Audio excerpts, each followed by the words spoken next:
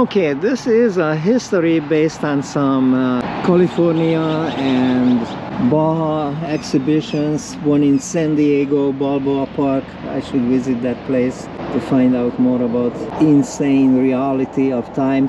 Although these charts are very generous, they deal with time very generously, and they throw in 570 millions of years ago. All those creatures have been around. The birds with fossil fish in very strange mouth 230 million years ago, 65 million years of years ago. This is what was happening.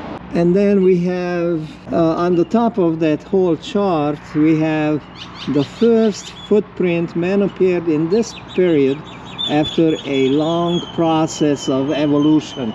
So this is a long process of evolution, which alone itself, it doesn't look anything like man to me, yet we came from that line of evolution and we appeared on the top of that millions of years ago, but no more than, I mean, it has to be less than 65 million years ago, according to this chart, of course. So they are so generous with time. They are throwing in millions and millions of years. And if I would start bargaining, okay, this is not 65, this is 60, they probably would have no problem with that, because they are just so incredibly generous. Yet time is the rarest commodity we have nowadays. And that just blows my mind. That really blows my mind, because the way we measure time today, and by the way, that's the only way to measure time. Nobody ever could come up with a different way of measuring time than a clock. And if you don't believe me, look it up in Wikipedia what time is. Time is what clock measures. And there is no other way, because if there was any other way, believe me, Wikipedia would be the first one to know about that. It would be published. But scientists cannot come up with any other way of measuring time than measuring the movements of our globe, which is called planet Earth. The movements of that planet Earth, its own rotation around its own axle creates the day, a day measurement, and it's orbiting around the sun, which creates the year. These complex movements, it's not simple, not as simple as I say. I think nowadays everybody knows that it's not just that simple, because the earth wobbles, the axle of the earth is tilted, and all kinds of other factors, spiral movements, all kinds of other factors come in consideration. Yet the basic fact remains: the only way we can measure time is put it exactly the way as it is in Wikipedia. Time is what clock measures, and the only way we can measure time is by relating to the year, 365 days and some hours, approximately almost 6+ hours every year. That's what creates the leap year every 4 years, and the 24-hour period, which makes up a day. That's what time is. And it is so simple. It really doesn't need to be complicated to understand that. Even a child can understand what time is, if it is put to its simplicity, as we have always known time, as we have always understood time, and as we have always related to time. So now, here comes a very interesting twist, because if we accept, even scientifically, we accept what really time is, then all this nonsense about millions and billions of years of nonsense, scientifically being proved, it is absolutely rubbish. And I'm gonna tell you why. Because all that scientists who support that Big Bang theory agree on one thing. They don't agree on many things, but on this particular thing they all do agree. That simple fact: the measurement of time came into reality Okay, let me throw in some numbers what they so generously deal out to the limited mind people. Okay, 13.8 or 13.6. Either way, I don't think they would argue if I would tell them, okay, let's accept 13.6 instead of 13.8 billion years ago. When time immemorial happened, when a Big Bang happened and time started rolling on, that's what they say, and time begun 13.8 billions years ago. But if I would argue them, hey, wait a second, that was 13.6, they would have no problem with that, because they are so generous, especially when you have billions of it. Oh, you can give or take. We're not gonna be so fussy about time. Yet here we are today, very, very, very fussy about time. Everybody is. So here we are, 13.8 billion years ago, when time began. Yet the measurement of time could have not been, because even according to their madness, what they deal out to many people who settles for such nonsense or accepts it, the sun and planetary bodies, including planet Earth, did not or was not formed until the sun was formed somewhere around 8.5 billion of years ago. And if I'm off a couple tenths of the billions, I know they will forgive me, so I'm not making a big fuss if it was 8.5 or 8.7, somewhere around there. When the sun was created, the sun did not exist right from the beginning. Yet, according to their statements, time immemorial did start from Big Bang, even prior to the existence of the sun. So that's a major flaw right there. And then planet Earth, of course, became even later than that. And the only measurement we know today, the only measurement we can scientifically prove about time and scientifically calculate time with, is related to these two heavenly bodies, the sun and planet Earth. And without the sun, without planet Earth, time did not and could not exist the way we know it today, the way we measure it today. So might as well that 13.8 billions of years ago, it could have been hundreds of billions of years ago, it could have been just 1 billion years ago.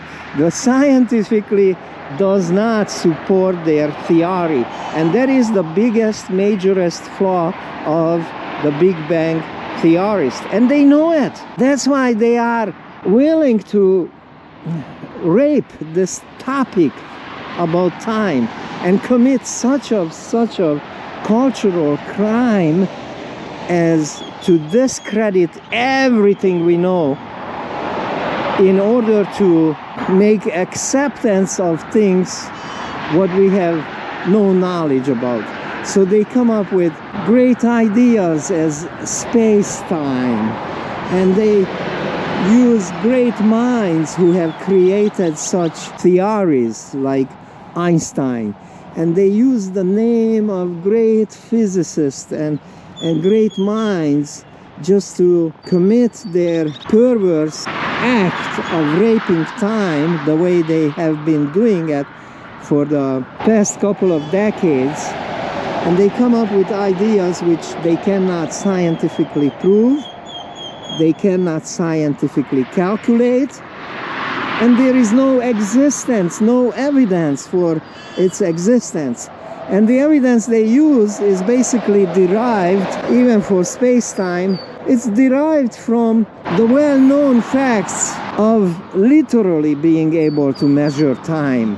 And the way it's derived is sickening, because there is absolutely a deviation in time when we go up higher altitude, when we do certain movements going against the movements of these two heavenly bodies, the sun or planet Earth. Of course there is a deviation in time, just like there is a deviation in gravity when we stand on this surface here, where I'm standing on this flat parking lot. By the way, I'm on sea level right now. This is a unique situation here at this stretch of land here in California, going before going up the mountains over there, which I'm gonna take a segment of that. This is sea level. We're on sea level right now, close to El Centro.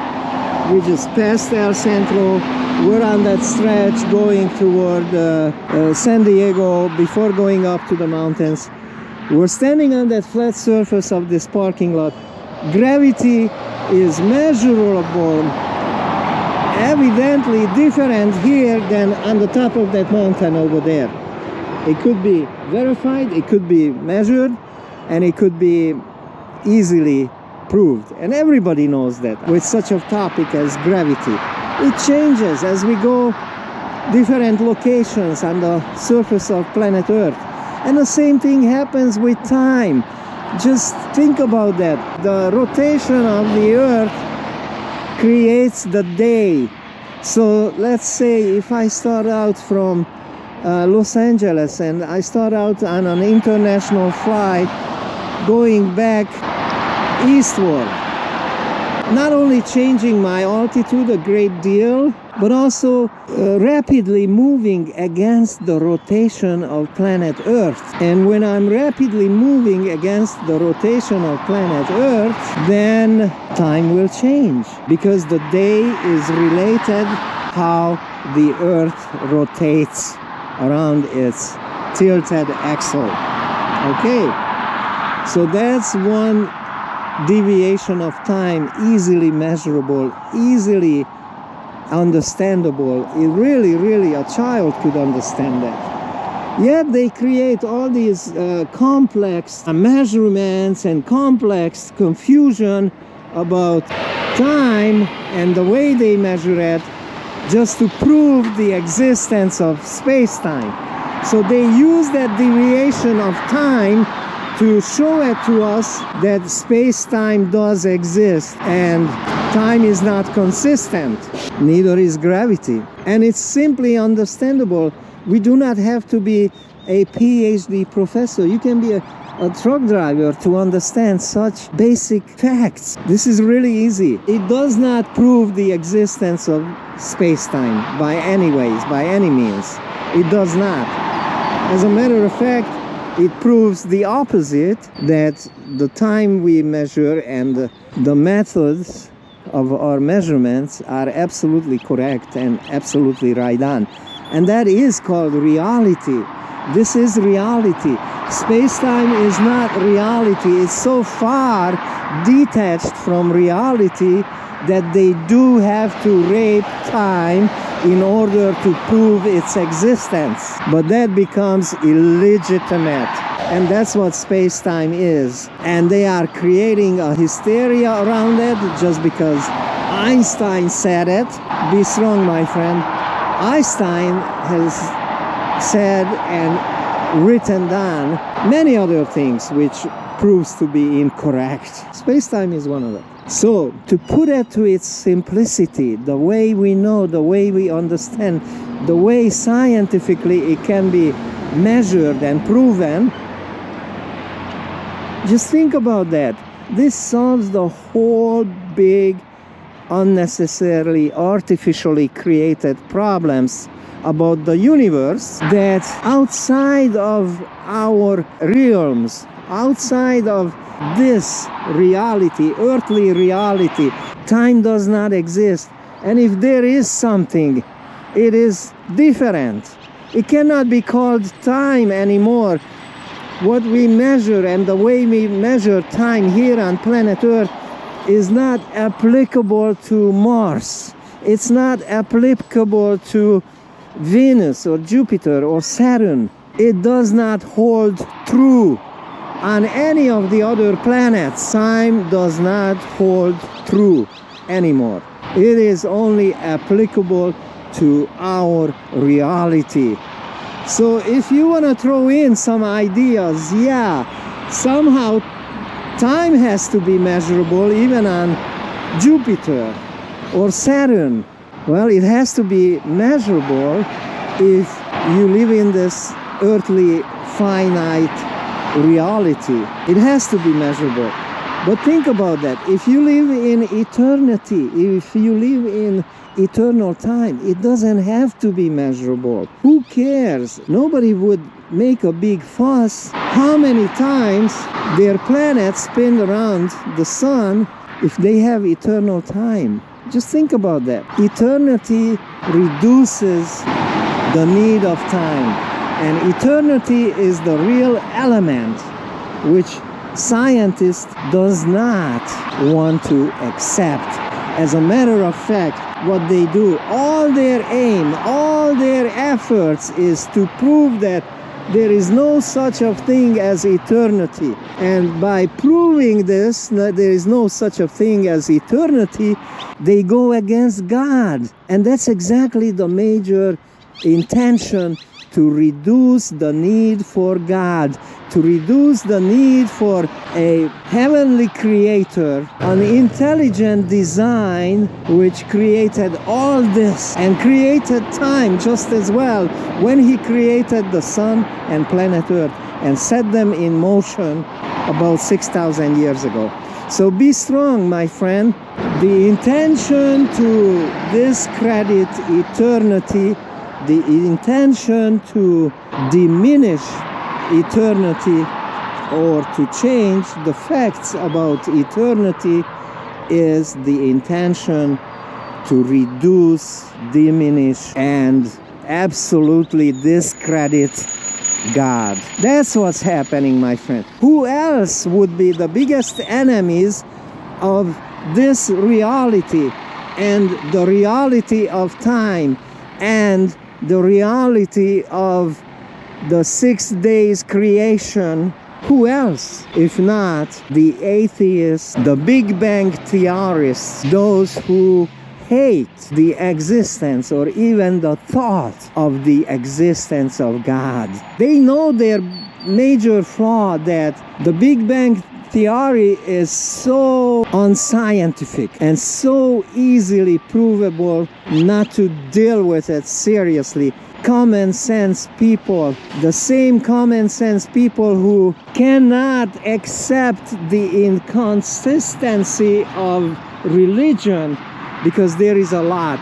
Just about every denomination is flawed with major inconsistency of their explanation of God, their explanation of the scriptures, their understanding and their teachings about reality. So that same decent human mind who cannot be fooled with flawed religion, that same decent human mind cannot be fooled with flawed evolutionists, with flawed science, with flawed Big Bang theory. They cannot, because they have a common sense and a human conscience coming from a creator God.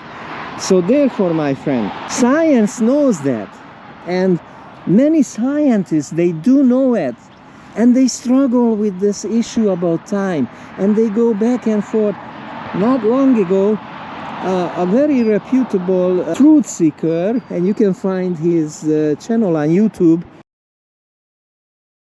he visited a lot of these renowned scientists from California all the way to England, and he has flown to these places just to have a meeting with these renowned scientists. He was asking about the fact of time, what time is, what time really is. And he was interviewing with these scientists, and he had a sincere desire to know the truth, giving his best attention to any explanation. Like I said, from California all the way to England and some other he was interviewing. It's really hilarious, because at the beginning of his segment, detectable that he had a better idea about time, better knowledge, better understanding than at the end. After all the scientific explanations, after all that theories and scientists with great names and explanations, he became so confused at the end that he admitted he still didn't understand about that simple fact of time, what time really is. It is so simple. It is, even in Wikipedia, you can find that time is what we measure with a clock. That's what time is, what we can measure with clocks. So why does it have to be twisted and explained away? That is a good question. That is a good question. And I think I gave you the answer. To discredit, diminish, and to be done away with the explanations and the need of God and the existence of God. That is the biggest aim of this so-called theoretical science. It's a storytelling. It's nothing better than telling a child a make-it-believe story which never existed, like Santa Claus.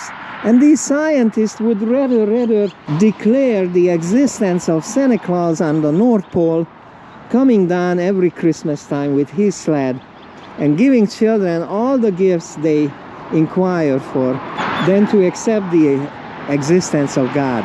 So these theoretical scientists are raping time as we speak and come up with ideas they cannot prove, they cannot measure, they cannot sell to an intelligent human being, a decent mind who does not believe in fairy tales, who does not believe in Santa Claus. That individual will know that the stupid teachings they have about time is unreal, and it does not stand a chance to be accepted by any decent human mind.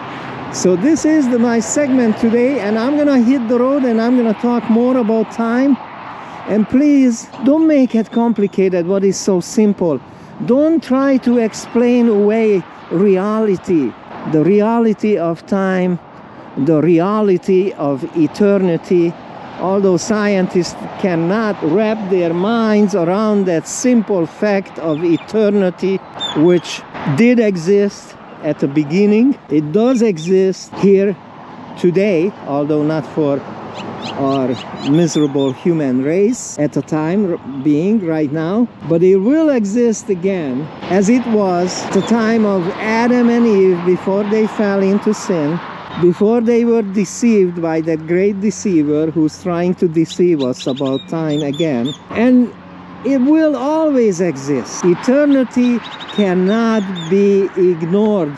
And until the scientists will take that reality of eternity into their calculations, until they can deal with it and they can wrap their great minds. These are human beings with great minds, make no mistake about that. I'm not talking about stupid idiots. I'm talking about really educated people and misinformed in many ways, yet still great human minds. Until they can wrap their great human minds on that reality of eternity and the reality of God, they will never be able to explain true science. And I'm telling you this, my friend, because I am a scientist myself. I am a scientist, a truck driver scientist, but I am a scientist of all sciences. And God is in business today, looking for more of us. This is a great call to all of us to win back, to have back that what we had at the beginning. And that was eternity. That was eternity as long as we obeyed the laws and the rules of the universe. When we go against the laws and rules of the universe, when we go against true science, when we go against the facts of life, against reality, our eternity ends there, my friends. Thank you for tuning in. Thank you for listening.